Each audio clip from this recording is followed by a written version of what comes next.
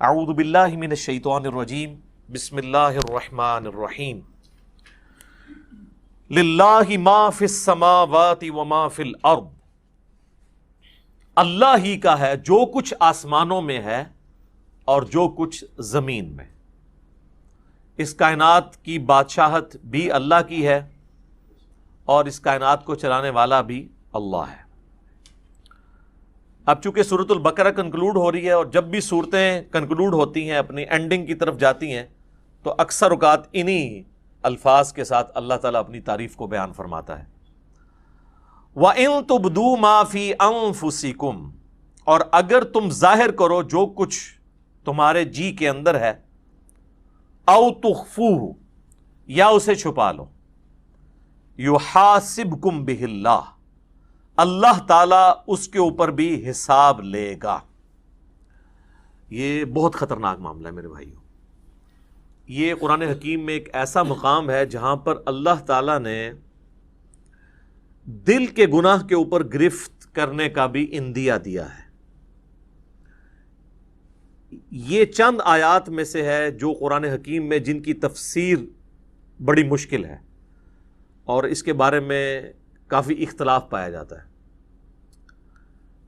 اب بخاری مسلم کی کئی احادیث ہیں، مثلا بخاری اور مسلم دونوں میں ایک حدیث ہے کہ اللہ کے محبوب صلی اللہ علیہ وآلہ وسلم نے فرمایا کہ اللہ تعالیٰ نے میری امت سے جو دل میں آنے والے خیالات ہیں نا، ان سے درگزر فرما دیا ہے، جب تک کہ وہ اس پر عمل نہ کر لیں یا اس کو اپنی زبان پر نہ لے آئیں۔ یعنی جو وسوسہ دل میں آیا، گناہ کا وسوسہ یا بدعقیدگی یا کیسی بھی چیز، کوئی شیطانی بات، جب تک اسے ایگزیکیوٹ نہیں کر لیتے پریکٹیکلی یا اپنی زبان پر نہیں لے آتے، تو اللہ تعالیٰ نے میری امت سے اس کو درگزر فرما دیا ہے۔ اب یہ حدیث بخاری میں بھی ہے اور مسلم میں بھی، ظاہر ایک مضبوط حدیث ہے، ٹاپ آف دا لسٹ دو کتابوں کے اندر ہے۔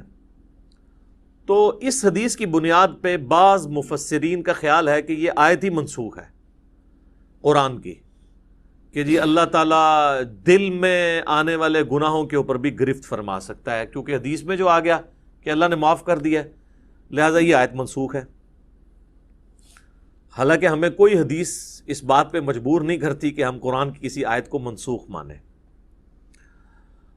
اور اس میں بڑے بڑے مفسرین نے ٹھوکر کھائی ہے، پرانے بزرگوں میں سے بھی اور آج کل کے بھی۔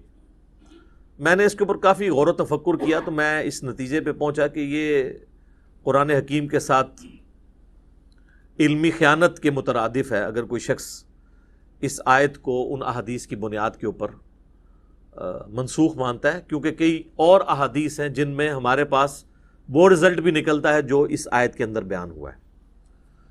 تو میں کوشش کروں گا کہ میں اس کو بریف کروں اس حوالے سے کہ یہ جو دل کا اللہ تعالیٰ نے معاملہ گرفت کے اعتبار سے بیان کیا ہے، اس کے کیا معنی ہو سکتے ہیں۔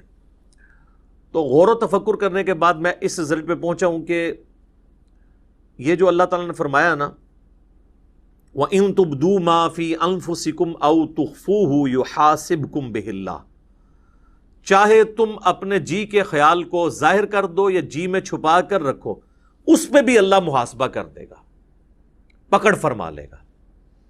اس کے دو معنی ہو سکتے ہیں۔ ایک تو یہ ہے کہ دل کی نیت کے اوپر اللہ تعالیٰ گرفت کرے، کہ کسی نے نیکی کا کام بظاہر تو بڑا اچھا کیا، دل میں ریاکاری کی نیت تھی، تو اللہ تعالیٰ اس دل کے خیال کے اوپر گرفت کرتے ہوئے اس کی نیکی کو زیرو سے ملٹیپلائی کر دے گا۔ تو یہ تو مسلمانوں کا اجماعی عقیدہ ہے کہ ایسا ہی ہوگا۔ اور دوسرا معنی یہ ہے کہ دل میں آنے والا ایسا وسوسہ جو جان بوجھ کر لایا جائے، یا کسی گناہ کا خیال اپنے دل میں جان بوجھ کر لایا جائے، اور اس خیال کو لانے کے بعد اس کی پیروی کرتے ہوئے اس کی لذت دل میں محسوس کی جائے جان بوجھ کر، تو اس کے اوپر بھی گرفت ہوگی۔ یہ دونوں معنی اپنی جگہ درست ہیں۔ پہلے والا تو ہمیں پتہ ہی ہے، ریاکاری والا، بخاری اور مسلم دونوں میں حدیث ہے، بخاری کی پہلی حدیث ہی یہی ہے، انما الاعمال بالنیات، اعمال کا دار و مدار نیتوں کے اوپر ہے۔ اور یہ نیک اعمال کے بارے میں ہے، برے اعمال کے بارے میں نہیں۔ برا عمل چاہے اچھی نیت سے بھی کیا جائے وہ گناہ ہی ہے، یہ نیک اعمال کے بارے میں، کیونکہ اس سے آگے الفاظ ہیں اسی حدیث میں کہ اعمال کا دار و مدار نیت پہ ہے۔ اگر کسی شخص نے اللہ اور اس کے رسول کے لیے ہجرت کی تو اس کی نیت اللہ اور اس کے رسول کے لیے لکھی جائے گی، اور اگر کسی شخص نے کسی عورت کی نکاح کی خواہش میں ہجرت کی تو اس کی ہجرت اس کے لیے لکھی جائے گی۔ اگرچہ نکاح کی خواہش کوئی بری چیز نہیں ہے، لیکن اللہ تعالیٰ کہتا ہے کہ میرے اعتبار سے جو نیکی کرنی ہے وہ پیورلی میرے لیے ہو۔ تو یہ چیز بتا رہی ہے کہ نیک عمل میں خالصتاً اللہ کی نیت ہو، برے عمل کا تو لینا دینا ہی نہیں اس کے ساتھ، کیونکہ انہی احادیث کو لوگ مس یوز کر کے ایکسٹرا جوڈیشل ایکٹیویٹیز پرفارم کرتے ہیں۔ ہمارے مولویوں کے ورغلائے ہوئے لوگ بھی اور ہمارے بعض ریاستی اداروں کے ورغلائے ہوئے لوگ بھی، اور کہتے ہیں جی نیت تو ہماری اچھی تھی، اگرچہ کام برا کر دیا، بندہ مار دیا، خیر اللہ تعالیٰ معاف کرے گا۔ نہیں، تو میری اس کے اوپر پہلے سے ویڈیوز آ چکی ہوئی ہیں، آپ یوٹیوب پہ جا کے لکھیں ایکسٹرا جوڈیشل کلنگ ان اسلام، جو یہ آپ کو پتہ ہے سائی وال انسیڈنٹ ہوا تھا، اس پہ میں نے یہ ساری پھر چیزوں کو بریف بھی کیا تھا قرآن اور احادیث کی روشنی میں۔ تو یہ نیک عمال کے بارے میں ہے کہ اگر وہ نیک عمل اچھی نیت سے ہوگا، اللہ کے لیے ہوگا تو اجر ملے گا، اور اگر اللہ کے لیے نہیں ہے تو اجر 0 سے ملٹیپلائی، ختم۔ اسی کو سپورٹو وہ صحیح مسلم کی حدیث ہے کہ اللہ تعالیٰ تمہاری شکلوں اور مال کو نہیں دیکھتا، دلوں اور اعمال کو دیکھتا ہے۔ شکل خوبصورت ہے، مال اللہ کی راہ میں کوئی خرچ بھی کر رہا ہے، لیکن دل میں نیت کسی اور چیز کی ہے تو اللہ نے دل کو دیکھنا ہے، اور پھر اعمال بھی اچھے ہونے چاہیے، اس چیز کو بھی دیکھنا ہے اللہ تعالیٰ نے۔ اسی کو سپورٹو صحیح مسلم کی ایک اور حدیث جو میں نے کئی دفعہ بیان کی ہے، قیامت والے دن اللہ تعالیٰ کی بارگاہ میں ایک شہید، ایک قرآن کے عالم اور ایک سخی کو پیش کیا جائے گا۔ اللہ تعالیٰ شہید کے سامنے اپنی نعمتیں گنوائے گا اور پھر پوچھے گا کہ تجھے میں نے اتنا کچھ دیا ہے، اس کے بدلے میں تو نے کیا کیا؟ وہ کہے گا یا اللہ جان ہی تو تھی، تیرے لیے دے دی۔ واقعی یہ تو بات حقیقت ہے کہ انسان سب سے زیادہ کسی کے لیے یہی کر سکتا ہے کہ اپنی زندگی دے دے۔ تو اللہ تعالیٰ فرمائے گا کہ تم نے جان اس لیے دی کہ لوگ تمہیں بہادر سمجھے، تو دنیا میں تمہیں تمہارا اجر مل چکا ہے۔ پھر اللہ تعالیٰ اسے اوندے منہ گھسیٹ کر جہنم میں پھینک دے گا۔ اللہم اجرنا من النار، آمین۔ پھر ایک قرآن کے عالم کو بلایا جائے گا، اللہ تعالیٰ فرمائے گا میں نے تجھے قرآن کا علم دیا تو اس کے بدلے میں تو نے میرے لیے کیا کیا؟ تو کہے گا یا اللہ میں اتنے لوگوں کو قرآن سکھاتا تھا تیری رضا کی خاطر، علم سکھاتا۔ تو اللہ تعالیٰ فرمائے گا کہ تم نے یہ سب کچھ اس لیے کیا کہ لوگ تمہیں قرآن کا عالم کہیں، قاری کہیں، اور آج کے دور کے اعتبار سے تیرے نام کے پیچھے بھی 10 دمیں لگی ہوں اور آگے بھی 10 دمیں لگی ہوں۔ دیکھا نہیں آپ نے علماء کے اشتہاروں پہ نام اتنے مشکل الفاظ لکھے ہوئے ہوتے ہیں، حالانکہ وہ الفاظ بھی شرما رہے ہوتے ہیں کہ کس کے ساتھ لگا دیا۔ تو تجھے دنیا میں کافی لوگوں نے تیری تعریف کی ہے، میرے ہاں تیرے لیے کوئی اجر نہیں، تو اجر دنیا میں لے چکا ہے جس مشہوری کے لیے تو نے کیا تھا، تو اوندا منہ کر کے دوزخ میں اسے بھی پھینک دیا جائے گا۔ پھر اللہ تعالیٰ ایک سخی کو بلائے گا کہ تجھے اتنا مال دیا، تو نے میرے لیے کیا کیا؟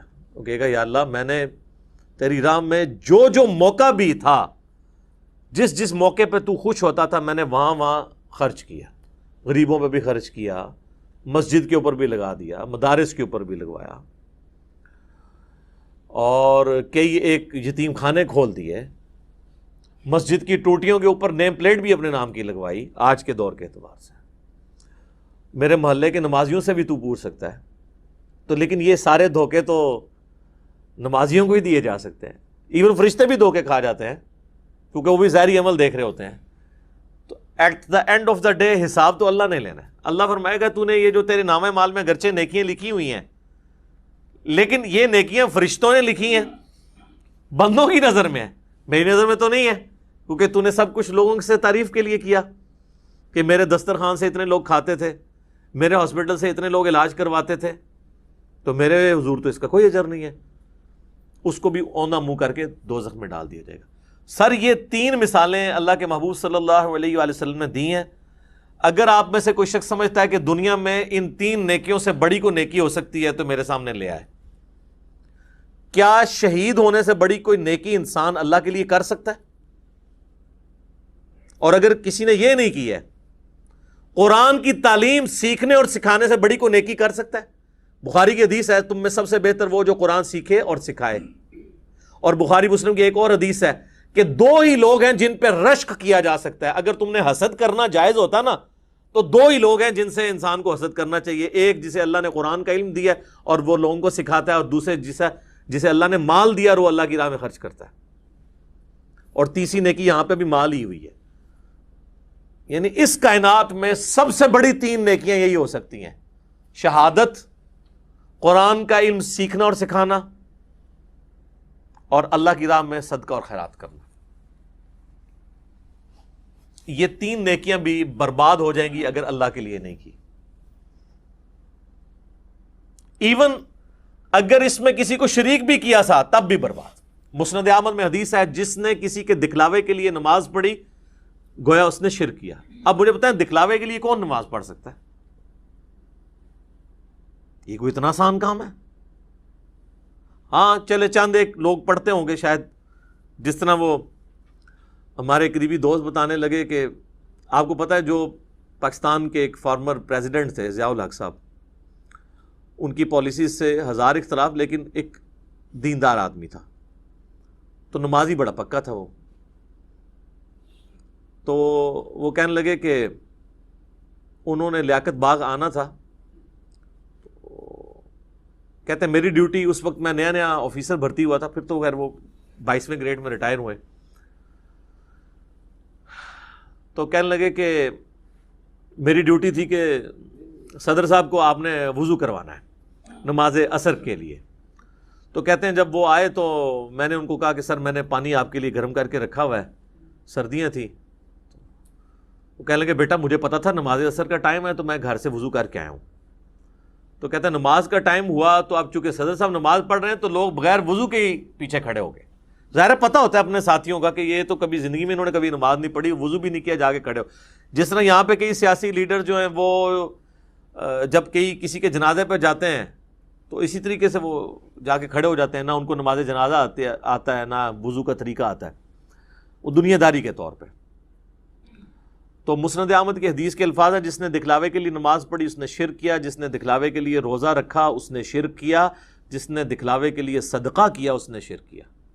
نماز تو ہے ہی اللہ کے لیے، تو پھر شرک کیسے آ گیا؟ یعنی اللہ کے ساتھ نیت بھی کسی نے کر لی کسی اور کی.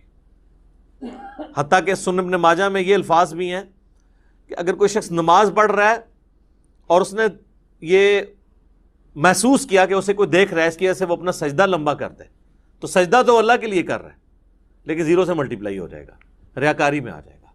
اسی لیے ریاکاری کو شرک اصغر کہا گیا، چھوٹا شرک. بڑا ایک جلی شرک ہے نا کہ اللہ کے ساتھ کسی کو شریک ٹھہرانا. ایک یہ ہے کہ اللہ کے ساتھ شریک تو کسی کو نہ ٹھہرانا، لیکن جو اللہ کے لیے اعمال کر رہے ہیں نا اس کی جزا مخلوق سے بھی ڈیمانڈ کرنا،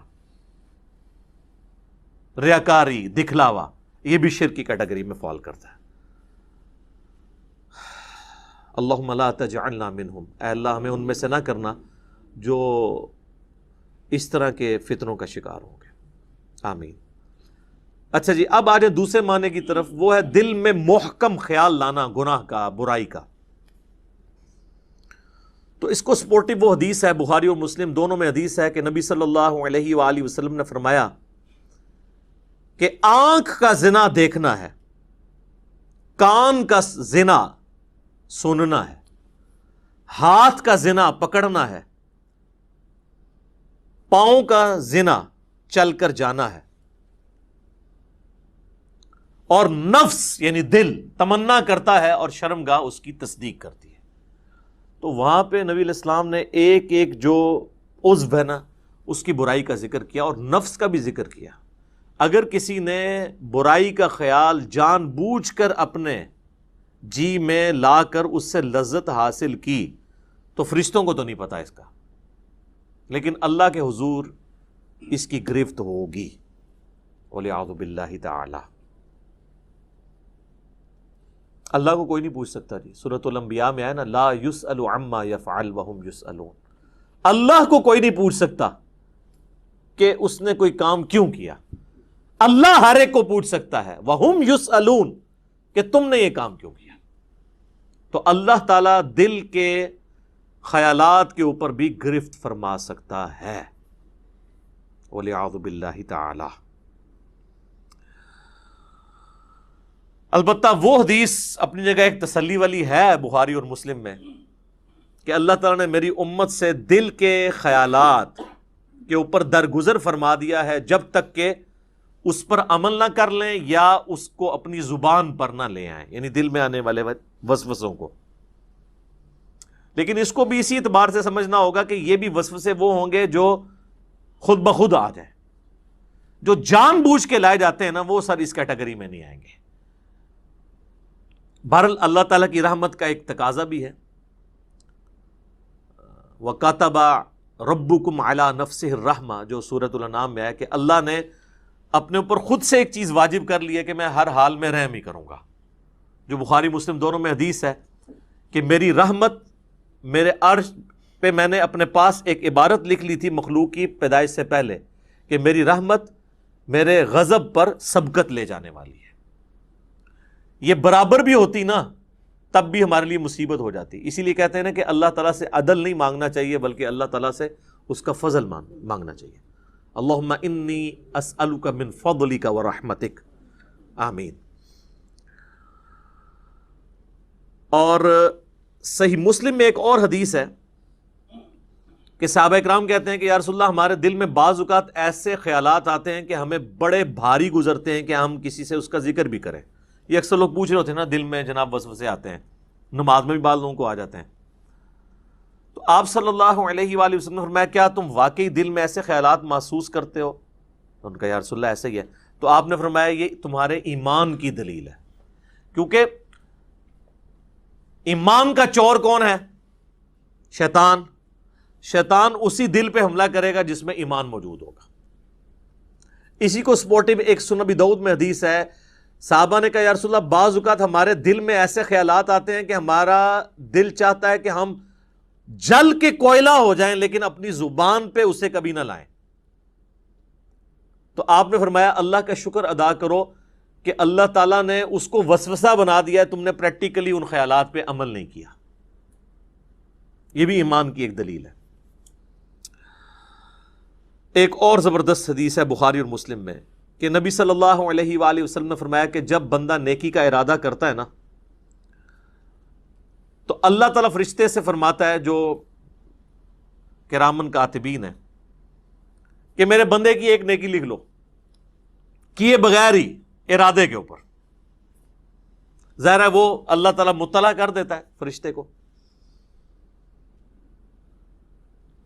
اور جب وہ نیکی کرتا ہے نا پھر اللہ تعالیٰ فرماتا ہے اب اس کی نیکی کو 10 سے لے کر 700 گنا تک بڑھا دو، جس طرح اللہ تعالیٰ ان کو گائیڈ کرتا ہے کہ جس کا جو لیول ہے اس کے اعتبار سے 10 تو ملنا ہی ہے نا، جو سورۃ الانعام میں باقی صورتوں میں آیا کہ جو ایک نیکی لے کے آئے گا اس کے بدلے اسے 10 دی جائیں گی، جو بخاری مسلم میں آیا کہ نمازیں تو 5 پڑھی جائیں گی لیکن ثواب 50 کا ملے گا، 10 گنا۔ اور جب میرا بندہ برائی کا ارادہ کرتا ہے تو اللہ تعالیٰ فرماتا ہے کہ اس کی برائی نہ لکھو کیونکہ صرف اس نے ارادہ کیا ہے، اور اگر وہ برائی سے رک جائے تو اللہ تعالیٰ فرماتا ہے ایک نیکی لکھ لو کیونکہ اس نے برائی کو جو چھوڑا ہے یہ بھی ایک نیکی ہے۔ یہ ہے وہ وَكَتَبَ رَبُّكُمْ عَلَى نَفْسِهِ الرَّحْمَةَ، اور تمہارے رب نے اپنے اوپر خود سے واجب کر لیا ہے، یہ بات تقدیر میں لکھ دی ہے کہ میں نے ہر حال میں رحم ہی کرنا ہے۔ سبحان اللہ وبحمدہ سبحان اللہ العظیم۔ تو اور جب وہ برائی کرتا ہے تو پھر اللہ تعالیٰ فرماتا ہے کہ اس کے بدلے ایک ہی برائی لکھنا، نیکی کے بدلے 10، برائی کے بدلے 1۔ بخاری و مسلم میں ایک اور حدیث ہے کہ شیطان انسان کے جسم میں خون کی طرح گردش کرتا ہے، اور مسلم شریف میں حدیث ہے کہ ہر انسان کے ساتھ ایک جن ہے شیطان، چونکہ شیطان جنات میں سے نا، جو اسے برائی کی طرف بلاتا ہے، اور ایک فرشتہ ہے جو اسے اچھائی کی طرف بلاتا ہے۔ تو صحابہ نے جرأت کر کے پوچھا یا رسول اللہ آپ کے ساتھ بھی؟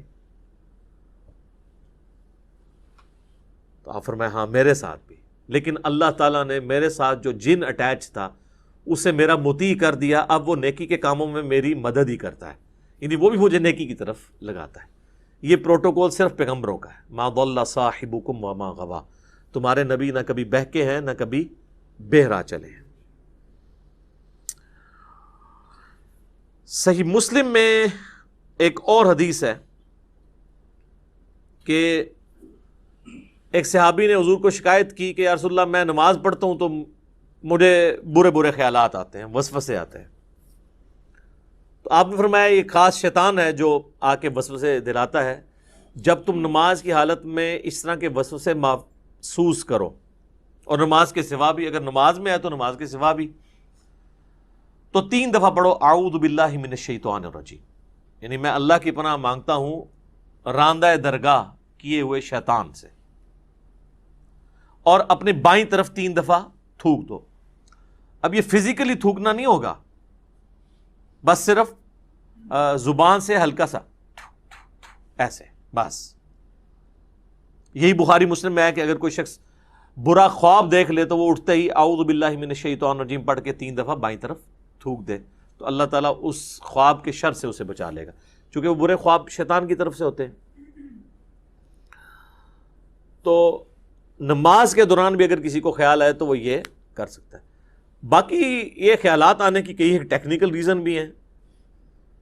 پورا دن آپ دنیا کے کاموں کا حساب کتاب کریں گے تو نماز کے اندر کوئی سوئچ تو نہیں ہے جو آپ آف کر کے نماز میں داخل ہو جائیں گے، ظاہر ہے۔ اس کے لیے پھر اسی لیے تو کہا گیا کہ بھئی اذان کی آواز سنو، مسجد کی طرف چلو، وضو کرو گے، اس کے بعد سنتیں ادا کرو گے، پھر کہیں دماغ آہستہ آہستہ آہستہ سٹیبل ہوتے ہوتے تو کہیں فرض نماز کے لیے جا کے پھر سٹیبل ہوگا۔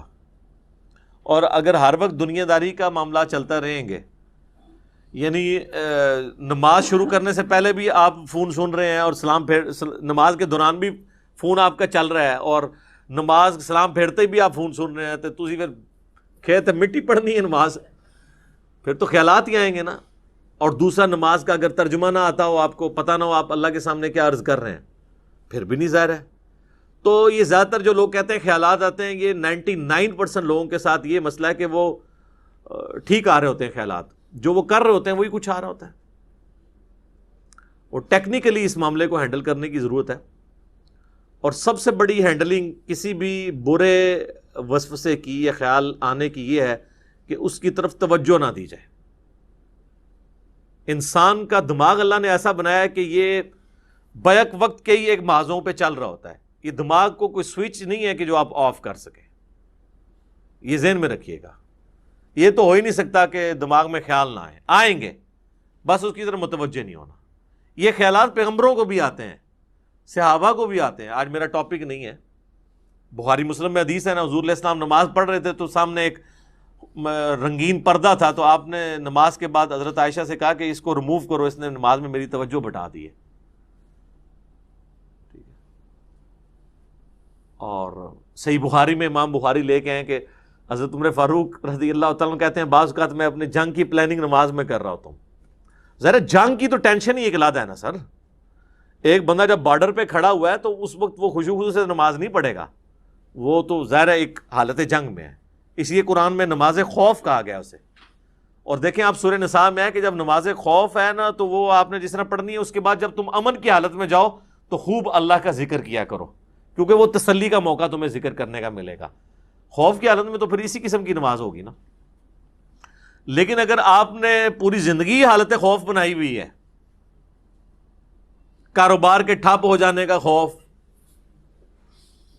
تو پھر تو میں کہتا ہوں ایسی زندگی پہ لعنت ہے، اور فوراً سے پہلے اللہ کی طرف رجوع لانا چاہیے انسان کو۔ باقی اس میں کئی ایک ٹاپکس میں ڈسکس کر سکتا تھا، اب آلموسٹ 15 منٹ رہ گئے ہیں تو ہم جلدی سے وہ آیات کور کر لیتے ہیں۔ یہ ٹیکنیکل گفتگو تھی جو کرنا ضروری تھی، میں نے اس لیے یہ پورا لیکچر 42 صرف ان آیات کے اوپر رکھا تھا، اور خصوصاً اس میں یہ جو چند ایک ٹاپکس ہیں۔ باقی تو اب صرف ترجمہ ہی ہم کور کریں گے تو وہ خود سیلف ایکسپلینیٹری ہے، ہم اس کو کور کر لیتے ہیں۔ شیطانی وسوسوں کے اعتبار سے میرے 2 لیکچرز ہیں، مسئلہ 83A اور 83B، شیطانی وسوسے اور ان کا علاج 83A ہے، اور 83B ہے اللہ کو کس نے پیدا کیا اور جدید شیطانی وسوسوں کا تحقیقی جائزہ، جس میں نے پروفیسر رچرڈ ڈاکنز کی کتاب دا گاڈ ڈیلوژن کے حوالے سے بھی ڈسکشن کی تھی۔ آج مان لی میں اس کو سکپ کرتا ہوں، اب آ جائیں ان آیات کی طرف۔